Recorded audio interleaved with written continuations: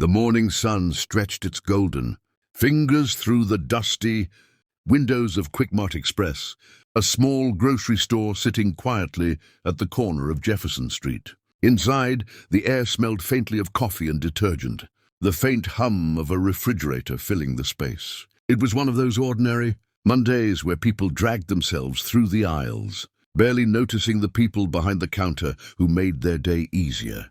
Behind the counter stood Danielle, a woman in her early 30s, with deep brown skin that glowed softly even under the harsh fluorescent lights. Her right arm was wrapped tightly in a white cast, held close to her chest with a sling. Every time she scanned an item, a sharp jolt of pain crossed her face, but she quickly forced a smile, as if pain had no right to be seen.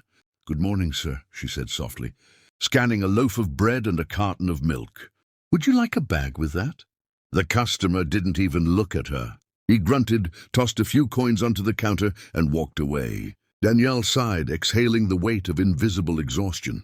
It had been like this for weeks, since she broke her arm at work. The manager had promised she could take time off. But time off meant no pay, and no pay meant no food for her son. So here she was back at the register, working with one good arm and endless courage. She didn't know that today, this ordinary Monday, would change her life forever. Out in the parking lot, a sleek black SUV pulled in quietly. A tall man stepped out, dressed in a plain blue denim jacket and a grey baseball cap. He looked like an average customer, but he wasn't. His name was Richard Harlan, the CEO of Quickmart Corporation, a billion-dollar retail empire. For the past few months, complaints had been piling up about poor working conditions and abusive management in some of his smaller branches. He wanted to see it himself, unfiltered. So he disguised himself as Rick, a transfer employee sent from corporate to help out for a few days. He walked inside the store with a polite smile, scanning the aisles, pretending to be just another man on a mission to find cheap groceries. But his sharp blue eyes didn't miss a thing. He noticed the flickering light above the bread shelf, the peeling paint on the walls, the tired faces of employees who looked like they hadn't smiled genuinely in years. And then he saw her. Danielle. There was something about the way she held herself, something proud yet broken. The cast on her arm caught his attention immediately. Her movements were slow but careful, her left hand doing twice the work of two. And yet she still found a moment to greet every customer with respect. "Good morning, ma'am. Thank you for shopping with us. Have a wonderful day, sir." Her tone was soft but steady, the voice of someone who had learned to keep her pain quiet. Because the world didn't stop for anyone suffering, Richard decided to step in line. He picked up a bottle of water and some gum just to have an excuse. As he reached the counter, he noticed Danielle's face up close, tired, but beautiful in a raw, honest way. "How's your day going?" he asked gently. She blinked, surprised that someone was actually asking. "Oh, same old," she replied with a small laugh. "Can't complain, though." He glanced at her arm. "That looks painful." Danielle hesitated. "Yeah, I slipped in the stockroom a few weeks ago. Fractured my wrist. But I'll be fine." "You should be resting," he said quietly. Her eyes flickered down. "Rest doesn't pay the bills."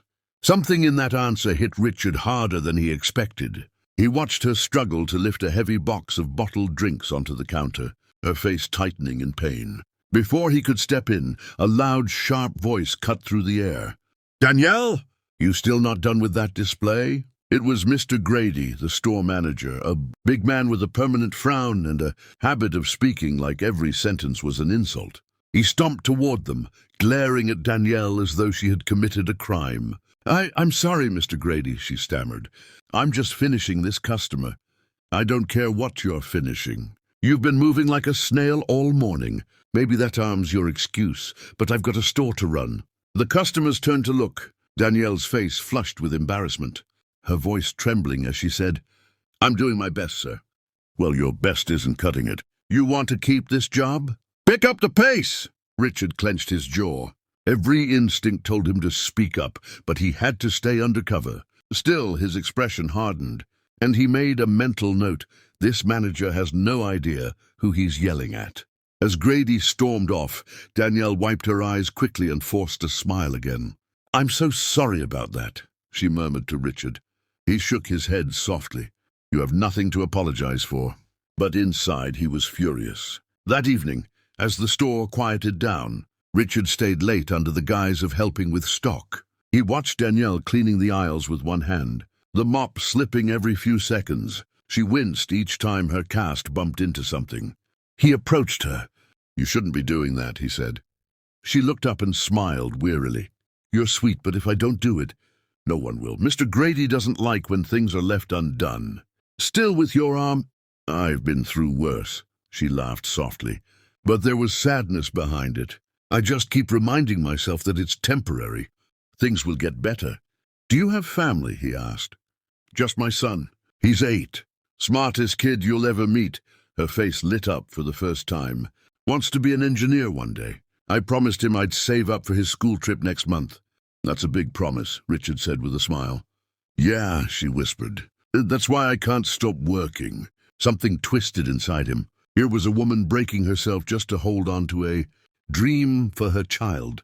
Later that night, when the store closed, Richard walked out to his car but didn't start it. He just sat there, watching Danielle exit through the back door, still in her red uniform, holding a plastic bag with leftovers she probably couldn't afford to throw away. She walked down the dimly lit street, her casted arm clutching the bag to her chest.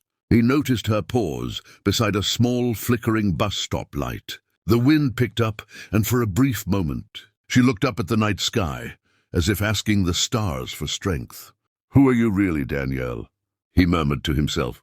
"And what have they done to you here?" The next morning, Richard showed up early, dressed the same, and quietly began talking to the other employees. One young man named Tyrone, who worked in stocking, hesitated when Richard mentioned Danielle. "She's one of the kindest people here," Tyrone said. "But the boss, Mr. Grady, he treats her like trash. She broke her arm on shift, slipped on a wet floor because he wouldn't let us put up caution signs. Instead of paying her medical leave, he cut her hours." Richard froze. "He cut her hours?" "Yeah, said she was too slow. But she kept working anyway. She's raising a kid alone, so she doesn't complain. But man, it's hard watching her suffer like that." Richard's hands tightened into fists. Every word Tyrone spoke was another nail in Grady's coffin. That afternoon, things got worse. A customer accused Danielle of overcharging for an item. The scanner had malfunctioned, but the customer's loud complaint drew Grady's attention. "What's going on here?" he barked. "This lady's trying to rip me off," the man shouted. Danielle's eyes widened. "Sir, it must have been a system error. Grady slammed his hand on the counter. "I told you to double-check everything. You can't even scan properly with one hand, can you?" Tears filled Danielle's eyes. "Please, I didn't." "Enough! Go in the back. We'll discuss this later." She walked away, trembling. The customers stared silently, some in pity, others in indifference. Richard couldn't take it anymore. His cover might have been important, but her dignity was more important. He followed Grady into the back office. "Excuse me," he said sharply. "That wasn't her fault." Grady looked up, irritated. "You new here? Stay out of what you don't understand." "I understand enough to know you're abusing an injured employee." Grady sneered. "She's lucky she still has a job. I don't care who she is. Everyone here pulls their weight. Broken arm or not." Richard's jaw set like stone. "Noted," he said coldly and walked away. That night, back at his hotel, Richard couldn't sleep. He kept replaying the image of Danielle's trembling hands, her forced smile, her quiet courage. He opened his laptop and pulled up her employee file. What he found nearly made him sick. Unpaid medical bills, denied leave requests, and multiple complaints marked as resolved with no follow-up. "Resolved," he muttered bitterly, by destroying her spirit. He closed the laptop slowly. His reflection stared back at him in the dark glass. Tomorrow, he thought. Tomorrow I end this. He had seen enough, but he also knew what he was about to uncover next would break his heart even more.